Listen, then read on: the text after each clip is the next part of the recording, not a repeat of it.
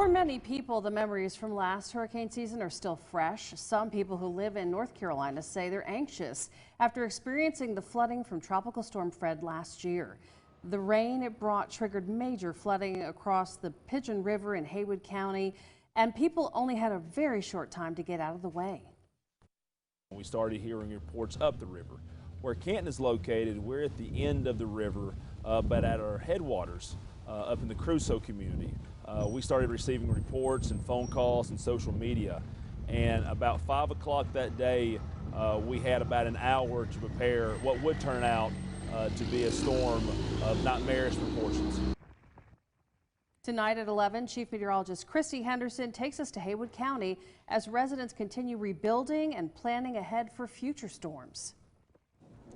All right, and everything is in place to where it should be an active hurricane season. And once we get going and we see a tropical storm, that's when these systems get names. And this is the list of names for this year. Of course, as has been done in the past, if we exhaust this list of names, there will be a supplementary list of names rather than going to the Greek alphabet, because we've already had to go to the Greek alphabet, and those caused so much damage. Those names were retired. So Alex will be the first name of the season. After that, Bonnie, Colin, and Danielle. No signs of that happening just yet. However, there is some activity to track with a fairly high chance of development, at least into a tropical depression.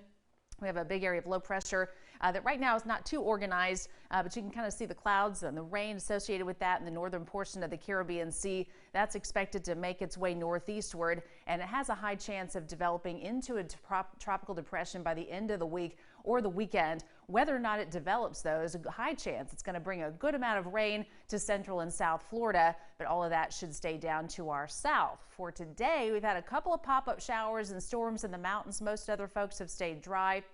High pressure is still trying to keep things quiet for us, but out to our west we have a front that's going to work its way into our area tomorrow afternoon to increase our chances for showers and a few thunderstorms. So we'll be on the lookout for more activity compared to what we saw today, but we'll look for a very quiet start to the day tomorrow, and winds out of the south will ensure humid weather.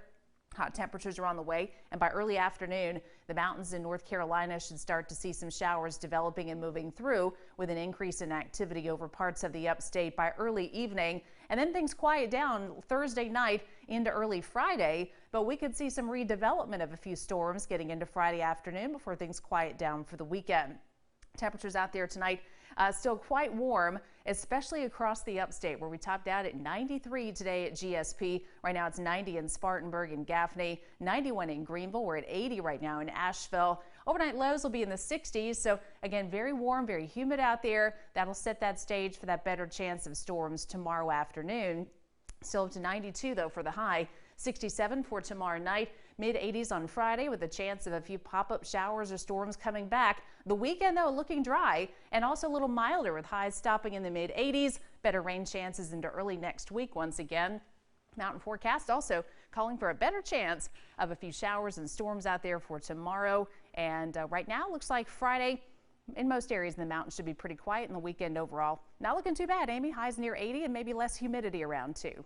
Yeah, pretty typical for this time of the year, right, Christy? Yeah, we can see some fluctuations. You know, we get into this summer type pattern and then we get a little bit of relief. As we get deeper into the summer, though, cold fronts stop moving through. We hang on to that humidity for the rest of the season.